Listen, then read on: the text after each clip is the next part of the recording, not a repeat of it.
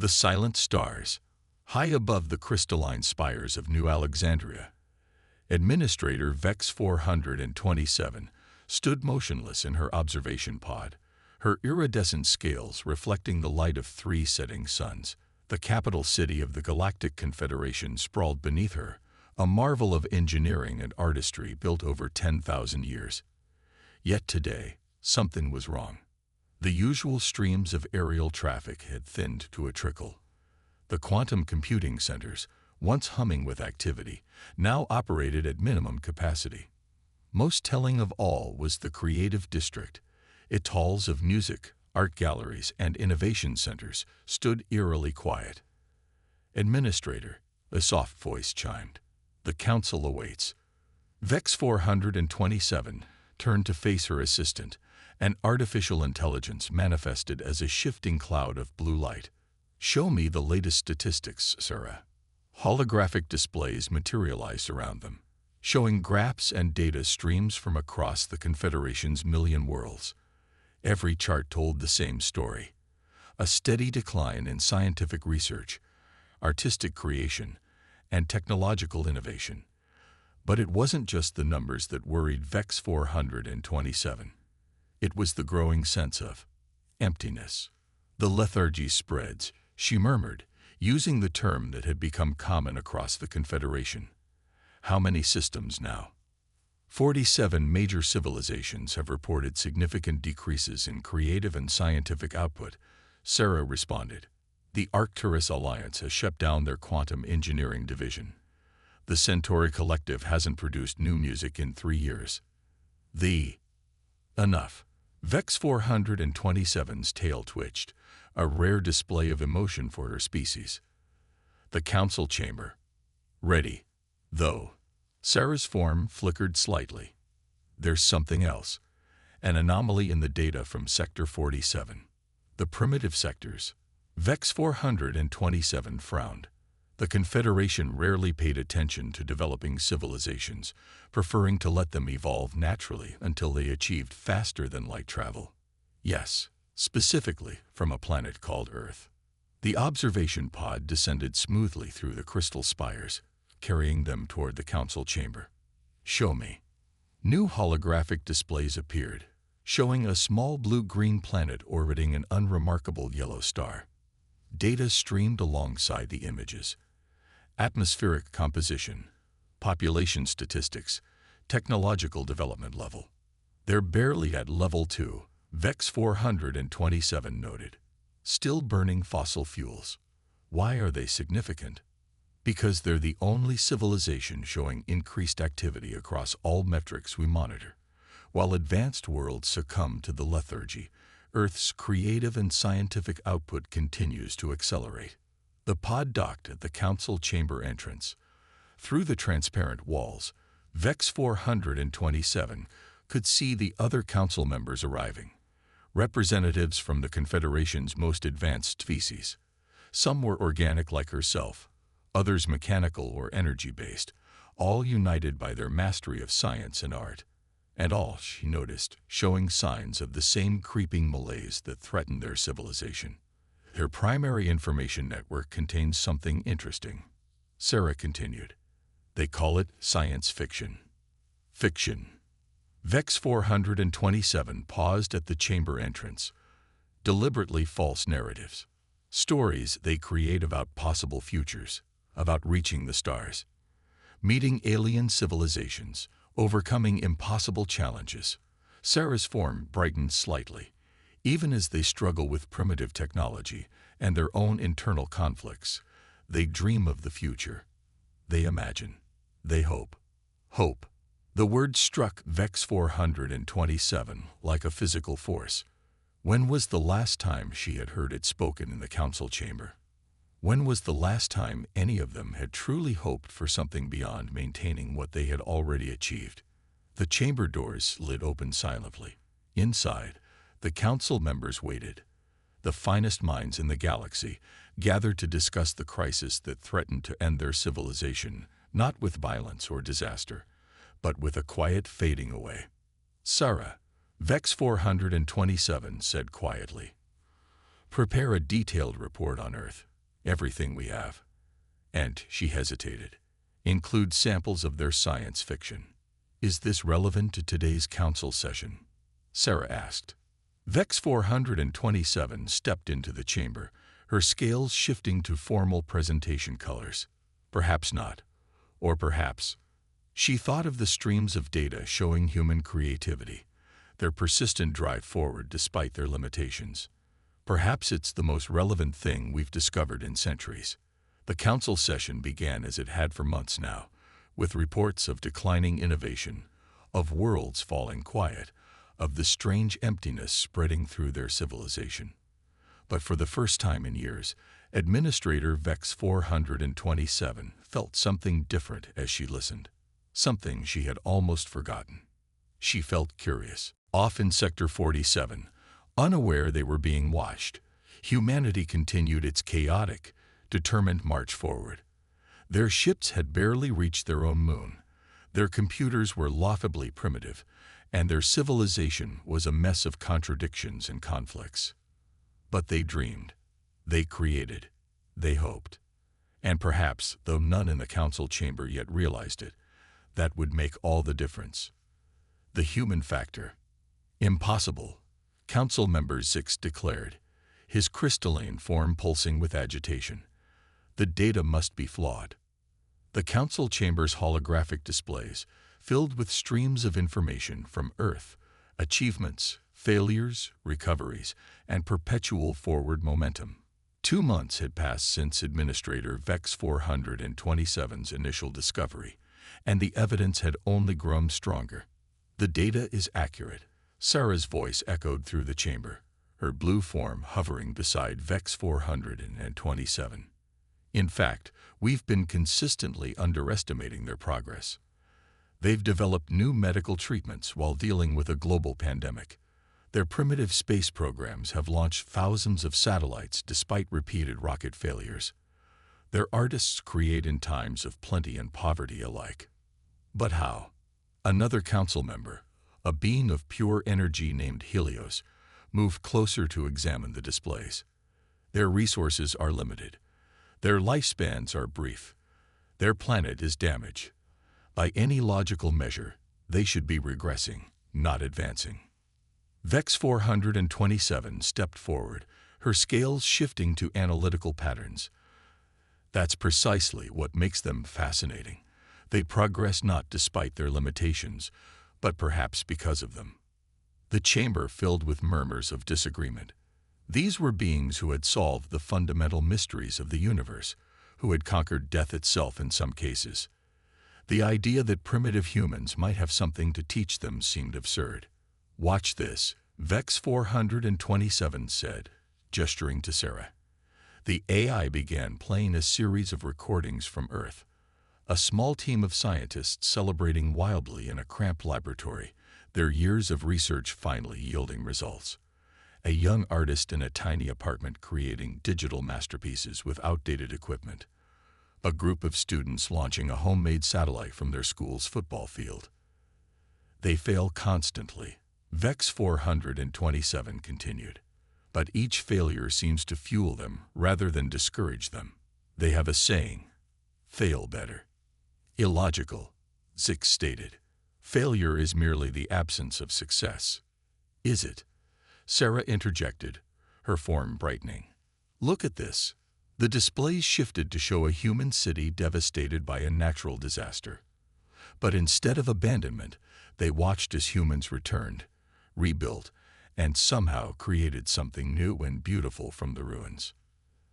They have another saying, Sarah added. Fall down 7 times, get up 8. Their literature, their art, their entire culture celebrates persistence in the face of adversity. Helios drifted closer to the displays, his energy form flickering with interest. Yet they must know their individual efforts are statistically insignificant.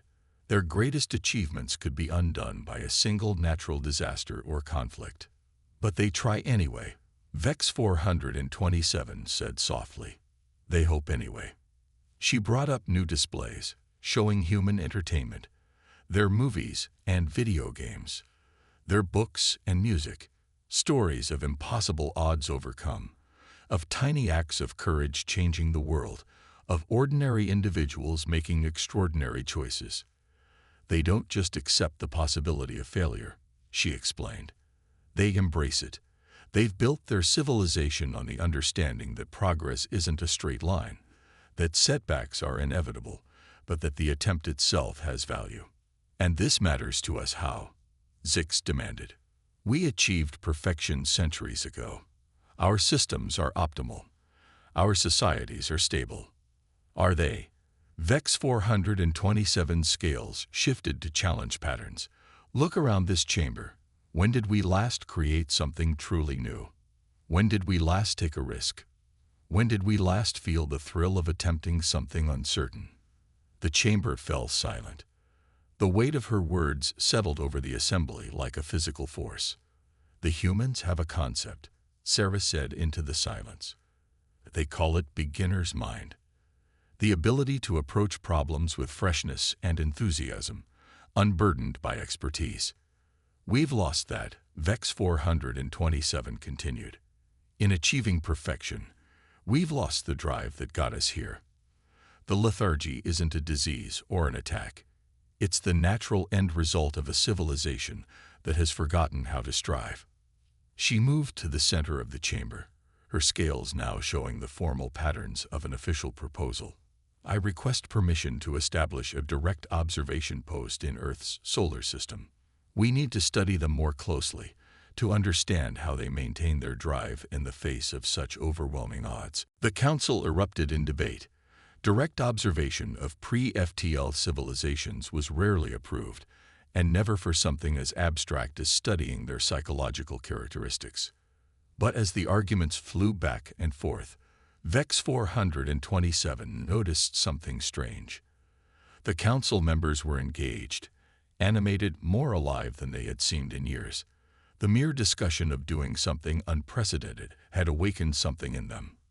Perhaps, she thought, the humans were already teaching them something, even from across the gulf of space. In her quarters that night, Vex 427 watched more human broadcasts. She saw their crude rockets reaching for the stars, their artists creating beauty from chaos, their endless stories of hope and persistence. Sarah, she said quietly, show me more of their science fiction.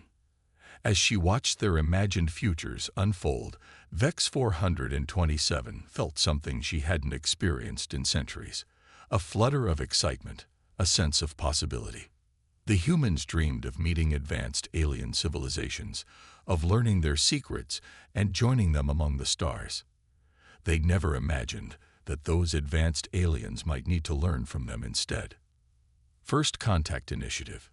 The observation post orbiting Jupiter was a masterpiece of Confederation technology, completely invisible to Earth's detection systems while providing unprecedented detail about human civilization. For 3 months, Administrator Vex 427 had made it her home, watching humanity with growing fascination. They're fighting again, she noted, watching news feeds from multiple nations, over resources, boundaries, ideologies. Yes, Sarah responded, her blue form reflecting off the station's curved windows. But observe the parallel developments. New displays showed other human activities, international scientific collaborations, cultural exchanges, global humanitarian efforts. Even as some humans fought, others worked tirelessly to build bridges. Fascinating, Vex 427 murmured. They contain such contradictions, yet somehow those very contradictions drive them forward. Her observation was interrupted by a priority alert. The station's sensors had detected something approaching Earth, an asteroid, significant in size, on a collision course that human systems hadn't yet noticed. Impact probability. Vex 427 asked, her scales shifting to emergency patterns. 97%, Sarah calculated. Their detection systems will identify it within 48 hours, but their current technology is insufficient to prevent impact. Vex 427's tail twitched as she processed the implications. The asteroid wasn't planet-killing, but it would cause devastating regional damage. Confederation technology could easily deflect it, but that would mean revealing their presence. "Connect me to the Council," she ordered. Emergency session. Minutes later, the Council chamber materialized around her through quantum projection. The emergency had roused the members from their usual lethargy. The chamber crackled with energy and debate. "We cannot interfere," Zix declared, his crystalline form pulsing firmly. "The protocols regarding pre-FTL civilizations are absolute." "The protocols exist to protect developing civilizations," Helios countered, his energy form agitated, "not to doom them." "This could be an opportunity," Vex 427 interjected. All eyes turned to her, not to save them, but to watch how they try to save themselves. A ripple of interest moved through the Council. They had been studying human resilience and creativity for months. Now they had a chance to see it tested in a true crisis. "Explain," the Council leader prompted. "We maintain our hidden position," Vex 427 said, her scales showing presentation patterns. "But we watch, we learn. We see how they face a challenge that pushes their capabilities to their absolute limits." "And if they fail?" someone asked. "Then we intervene," she answered. "But I don't think they will. Not completely, anyway." The Council debated briefly before agreeing. The observation would continue, but the Confederation would remain hidden unless absolute catastrophe threatened. Over the next few weeks, Vex 427 watched humanity face the crisis. Their detection systems found the asteroid exactly when Sarah had predicted. Their response, however, exceeded all expectations. Nations that had been in conflict suddenly cooperated. Scientists shared research freely across borders. Resources were pooled, innovations were rapid, and most remarkably, they never gave up. "Look at this," Sarah highlighted a particular feat. A team of engineers was attempting their 5th prototype of a deflection system. The first 4 had failed spectacularly. "They're laughing," Vex 427 noted with surprise.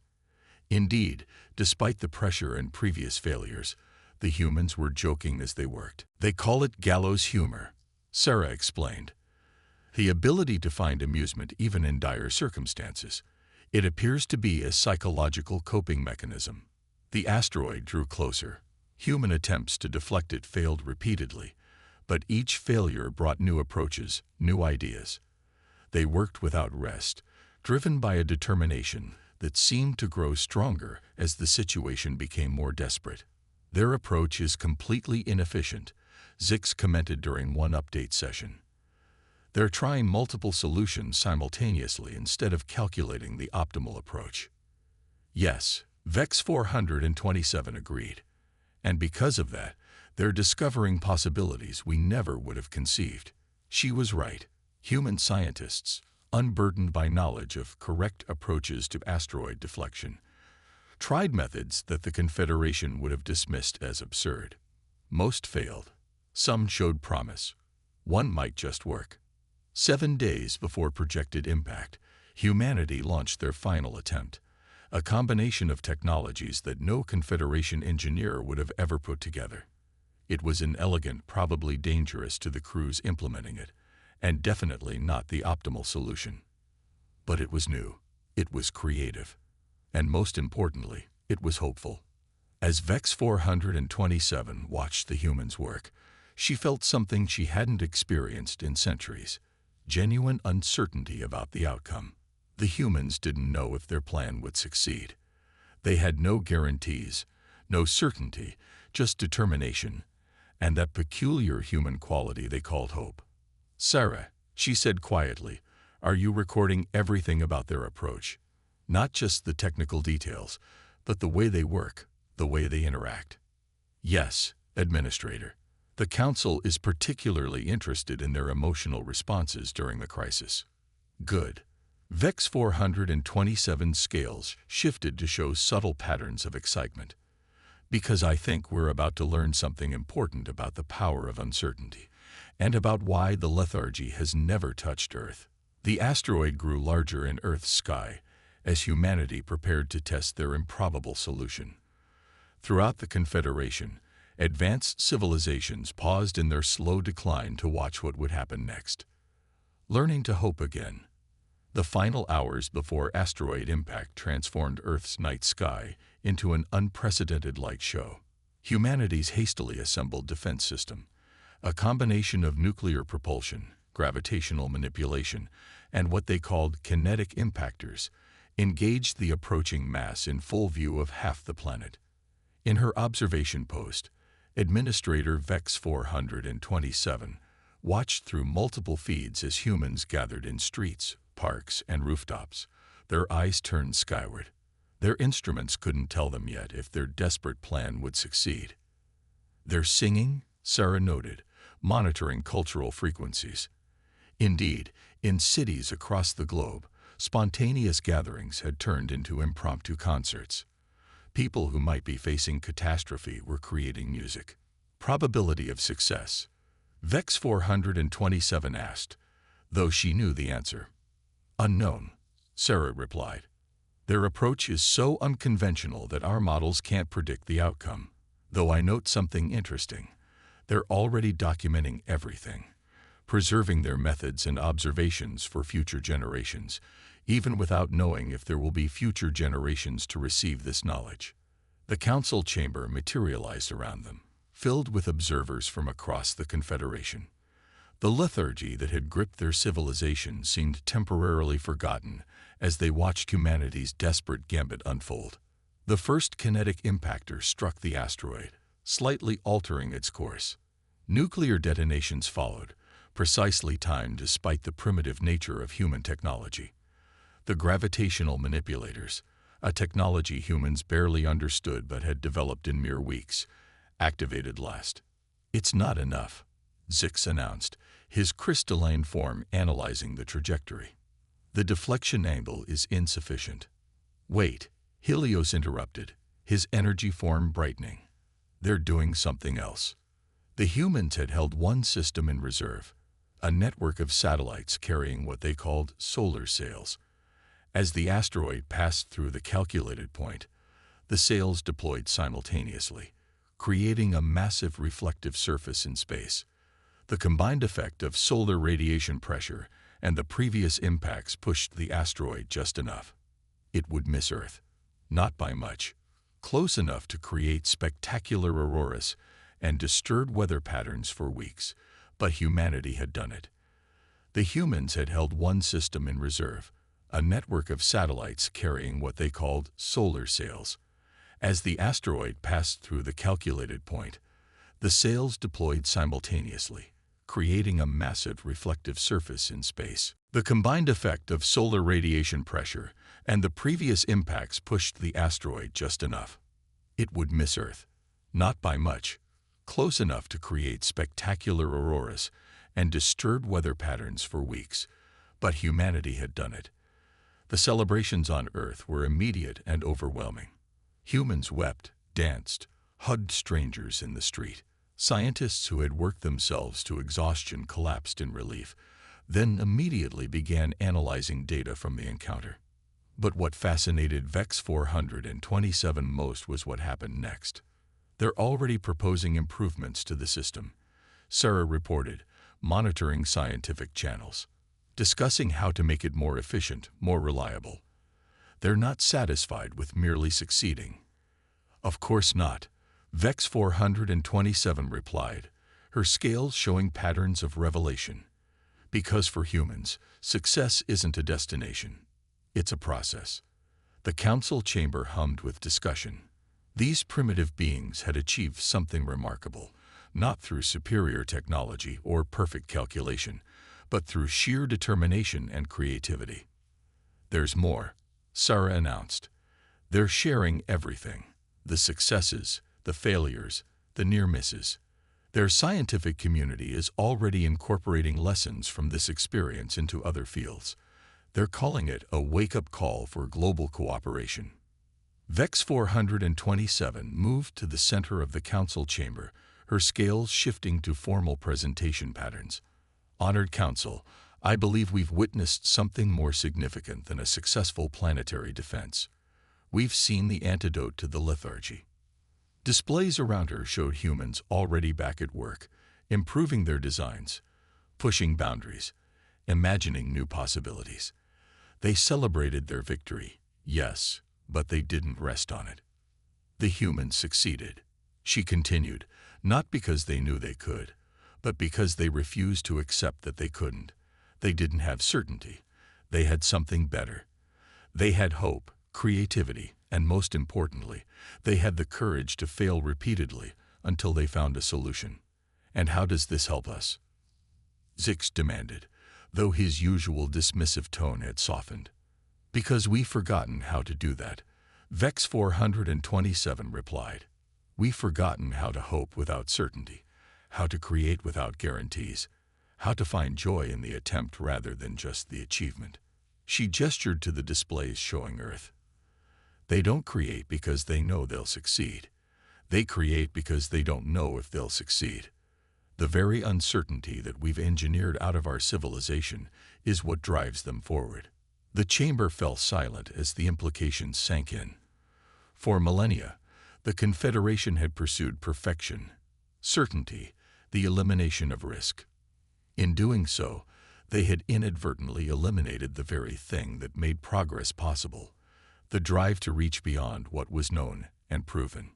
I propose, Vex 427 said into the silence, that we do something unprecedented, something uncertain, something that might fail.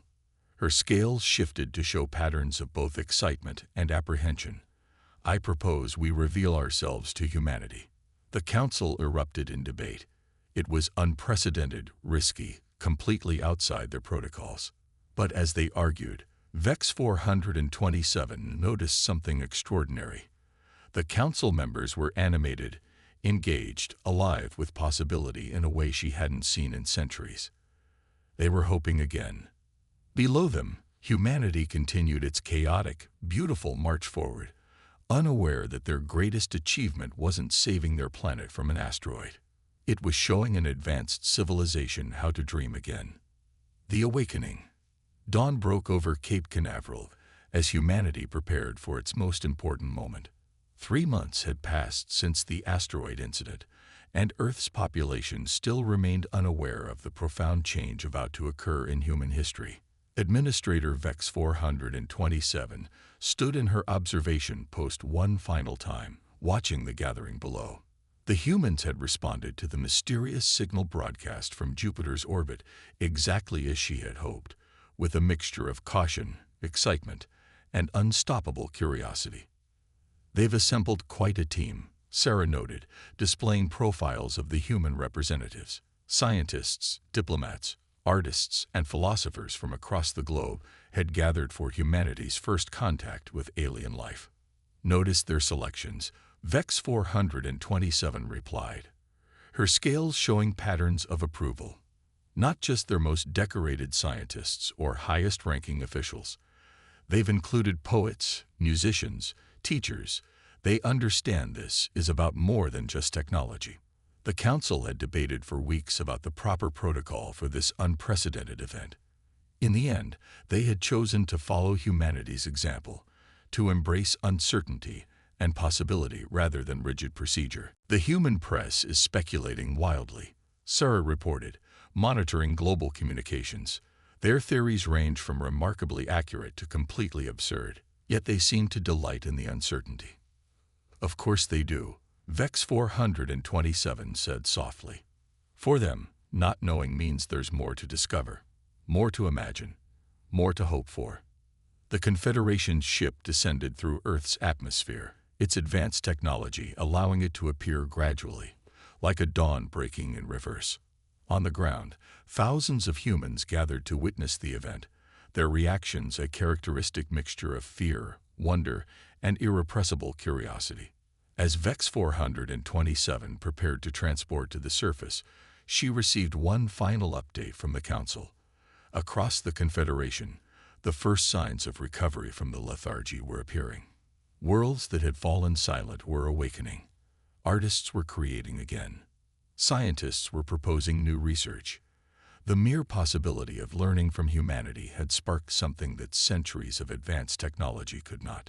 The landing site had been chosen carefully, an open field near the Space Center, with the ocean on one side and human civilization on the other. As VEX 427 materialized with her delegation, she saw the human representatives stepping forward, their faces showing emotions that her species could barely comprehend. "Welcome to Earth," a human diplomat said, her voice steady despite the historical weight of the moment. "We've been looking for you." "No," VEX 427 replied, her scales shifting to show patterns of deep respect. "We have been looking for you." What followed was unlike any first contact scenario the Confederation had ever planned for. The humans, rather than being overwhelmed by displays of advanced technology, asked questions that none of them had expected. Not just about how things worked, but why. Not just about what was possible, but what could be imagined. A human artist asked about the colors of alien sunsets. A physicist wanted to know if they still experienced wonder at the universe's mysteries. A child who had somehow slipped through security asked if aliens had music. We did. VEX 427 found herself answering. We had all of these things, but somewhere along the way, we forgot how to appreciate them. We forgot how to see the universe with new eyes. As the day progressed, something remarkable happened. The Confederation delegates, beings who had mastered the fundamental forces of the universe, found themselves learning from creatures who had barely left their own planet. They learned not about technology or science, but about something far more precious, the art of staying alive inside, of remaining curious, of finding joy in the journey rather than just the destination. "Your species has achieved so much," one of the human scientists said during a break in the formal discussions. "You must have incredible stories to tell." "We do," VEX 427 replied. "But somewhere along the way, we stopped creating new ones. We became curators of knowledge rather than seekers of it." The human smiled. "Well, we're pretty good at making new stories. And we've got plenty of room for more characters."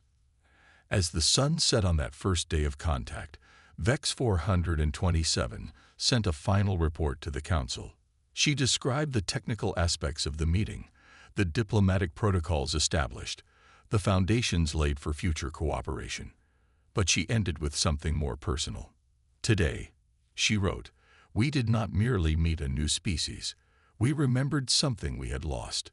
The humans have a concept they call childlike wonder. The ability to see everything as if for the first time, to find joy in discovery, to embrace uncertainty as an adventure rather than a flaw."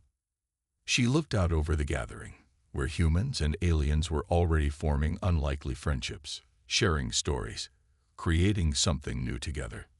"We came to teach them about the stars," she concluded. "They are teaching us how to dream of them again." In the years that followed, the partnership between humanity and the Confederation would transform both civilizations. Humans gained access to technology beyond their imagination, but they gave something far more valuable in return. They taught beings who had mastered the universe how to experience it anew. They showed immortal species how to live in the moment. They helped perfect minds rediscover the beauty of imperfection.